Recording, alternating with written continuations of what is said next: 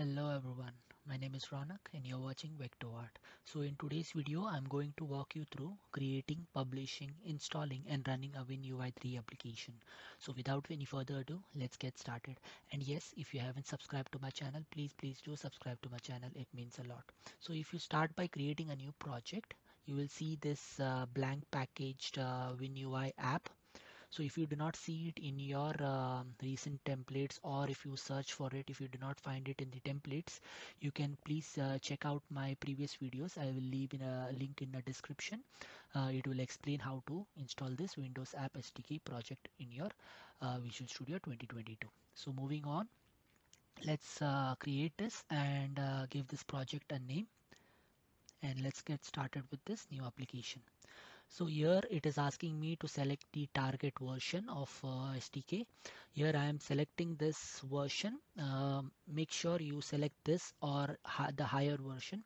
The lower versions might cause some errors and fixing them will be difficult. So I would suggest to go with this version or higher. So let's click on OK, and this will create our project. So you can see we have the package project as well loaded, and let's wait for the dependencies to load before we move on to publishing the project. So let's wait for the dependencies to load. I have built the project just to load the dependencies before publishing our project. So I'm not going to add any functionality in this. I'm just simply going to publish this application.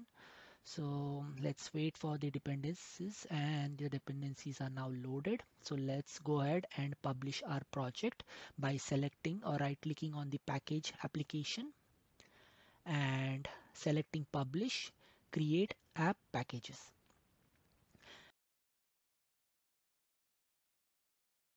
At this point, I am just going to generate the app package by side loading. The Microsoft Store option will generate an upload file which is designed to be uploaded to the store. I also unchecked the automatic updates option for simplicity. So next we need to select which certificate to sign the package. We need to sign the package, otherwise you won't be able to install it. If you already have a certificate you want to use, you can select that. In this case, I'm going to create a new certificate.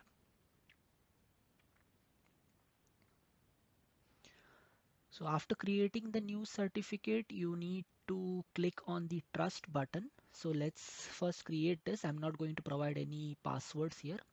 So after creating the new certificate, you need to click on the trust button so that the certificate is added to the list of trusted certificates on your computer.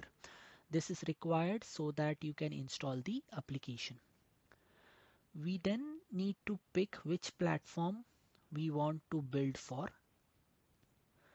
So when you click on next, you see the platforms selections. So in this case, I have left the defaults, but of course, if you are actually going to deploy the application, you will want to select the release configurations.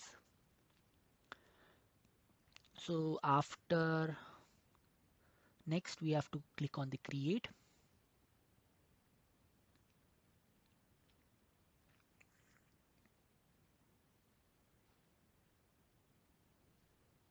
And after waiting for what seems like an eternity, the package process has completed. You can click on the hyperlink to launch the Explorer to the folder where the package has been created. So in this output folder, you will see the MSIX bundle file. This is your package application. You can double click this package to initiate the installation process.